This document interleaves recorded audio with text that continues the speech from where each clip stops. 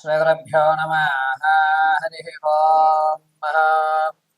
ఈశానా సర్వవిద్యానామీశ్వర సర్వభూతానాం బ్రహ్మాధిపతి బ్రహ్మణోధిపతి బ్రహ్మ శివో మే అస్తు సదా శివోం. శ్రీ పరమేశ్వర పరమేశ్వరి అనుగ్రహడాక్షసిత్యర్థం.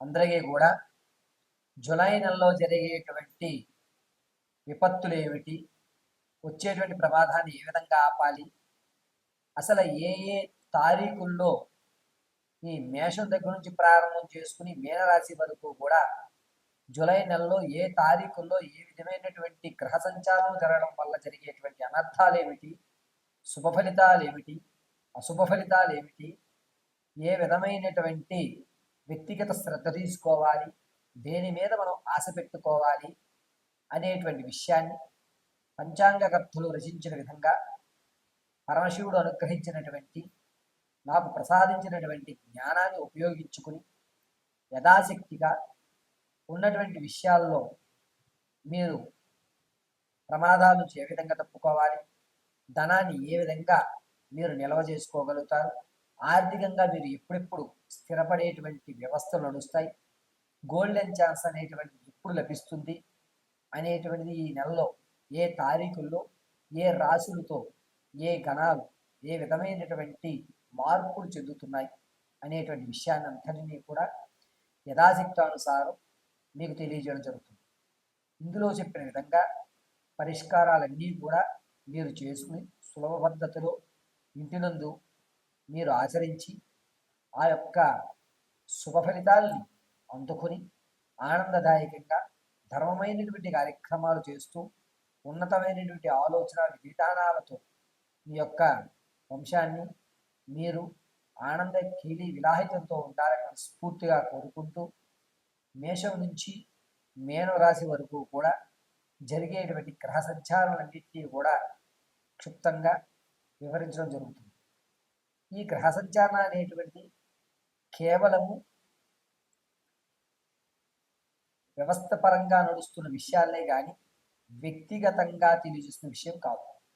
మీరు వ్యక్తిగతంగా తెలియజేసుకోవాలి అనుకుంటే నా నెంబర్కి ఫోన్ చేసి అపాయింట్మెంట్ తీసుకుని మీ వ్యక్తిగతమైనటువంటి సమస్యకి సరైన పరిష్కారాన్ని కనుక్కొని మీ సమస్యలు తీర్చుకోవాల్సిందిగా తెలియజేయడం జరుగుతుంది.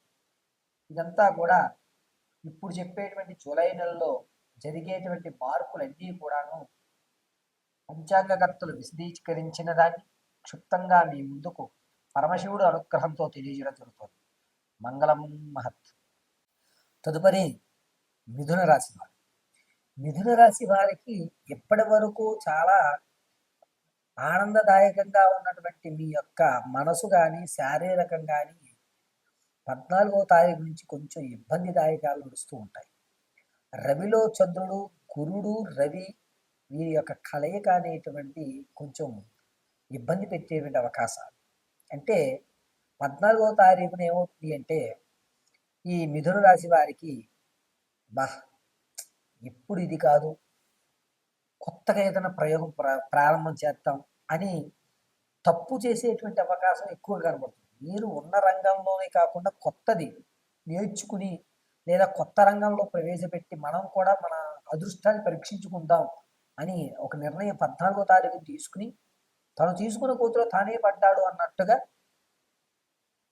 కొత్త విషయాలు నేర్చుకోపోయి పాత దాన్ని మరుగున పెట్టేటువంటి అవకాశం 14వ తారీఖు నిర్ణయించుకుంటారు. 16వ తారీఖున చంద్రుల్లో శనీశ్వరుడు ప్రవేశించడం వల్ల ఎప్పుడూ చూడనటువంటి కొత్త శివ దర్శనాన్ని 16వ తారీఖున మిథున రాశి వారు చూస్తుంటారు. ఈ మిథున రాశి వారు 18వ తారీఖున రవిలో బుధుడు ప్రవేశించడం వల్ల మీరు పెట్టినటువంటి విలువైన వస్తువు ఏదైతే ఉందో ఆ వస్తువును మర్చిపోయేటువంటి అవకాశం, పెట్టిన వస్తువు ఎక్కడో పెట్టి మర్చిపోయాయో పోయింది అని లబోదిపోమనేటువంటి ఒక వ్యవస్థ అనేటువంటిది 18వ తారీఖు జరుగుతుంది. కాబట్టి మీరు విలువైన వస్తువుని ఎక్కడ పెడుతున్నారు అనేది ఒక డైరీలో కానీ ఒక పేపర్ మీద కానీ రాసి మీకు కనబడే విధంగా ఉంచుకోవడం చాలా జాగ్రత్త. ఏ వస్తువుని మీరు పోగొట్టుకోరు, కానీ కనబడలేదు అని గాబరాతోటి ఎక్కువ స్ట్రెస్కి ఫీల్ అయ్యేటువంటి అవకాశం 18వ తారీఖు జరుగుతూ ఉంటుంది. మిథున రాశి వారికి 20వ తారీఖున శుక్రుడిలో చంద్రుడు కలయిక జరుగుతాం వల్ల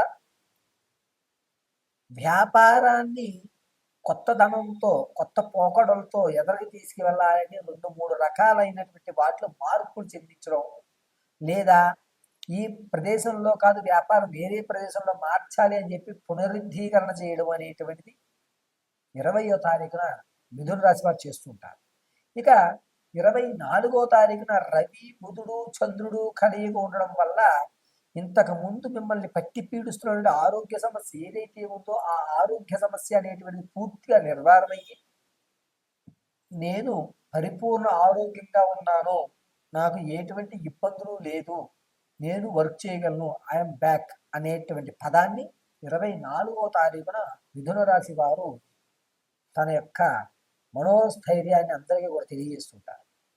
28వ తారీఖున కేతువులో చంద్రుడు ప్రవేశించడం వల్ల మీరు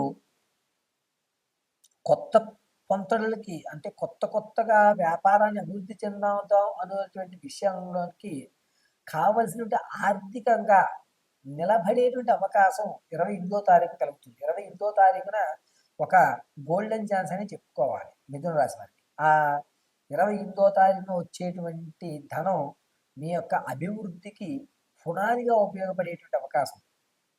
పైగా 28వ తారీఖున కొత్త అప్పుది చేయడం, ఆ అప్పు చేసింది కూడా తిరిగి ఇచ్చేసేటువంటి విధంగా మీ ఆలోచన ఉండడం, సరైన నిర్ణయం నేను తీసుకుంటున్నాను అని మీకు ఒక నమ్మకం అనేటువంటి 28వ తారీఖున మిథున రాశి వారికి లభిస్తూ ఉంటుంది. మిథున రాశి వారు ఈ నెల అంతా కూడా మంగళవారం రోజున ఉపవాసం నుండి హనుమద్ దర్శనం గావించుకోవడం చాలా మంచిది. అయితే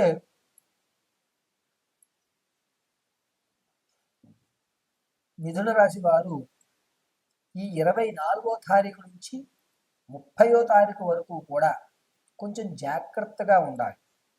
ఈ ఎముకలకు సంబంధించిన ఇబ్బందులు ఏవైతే ఉన్నాయో అవి తొలగిపోతాయి.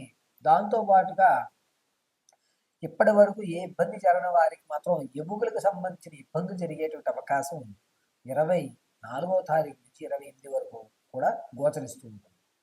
మిథున రాశి వారికి ఈ నెలంతా కూడాను మంగళవారం హనుమత్ దర్శనం గావించుకోవడం, మంగళవారం ఉపవాసం ఉండడం అనేటువంటిది చాలా మంచి విషయంగా చెప్పుకోవడం జరుగుతుంది. ఇక మిథున రాశిలో ఉన్నటువంటి వారు మీ విలువైన వస్తువులను మాత్రం చాలా జాగ్రత్తగా చూసుకోండి. మీ వస్తువులు ఎక్కడికి పోవు, కానీ పెట్టిన చోట మాత్రం ఉండకపోవడంతో కొంచెం గాబరా పడేటువంటి అవకాశం అనేటువంటిది ఏర్పడుతూ ఉంటుంది. కాబట్టి మిథున రాశి వారు ఈ నెలంతా కూడా చాలా జాగ్రత్తగా ఉండమని చెప్పడం జరుగుతుంది.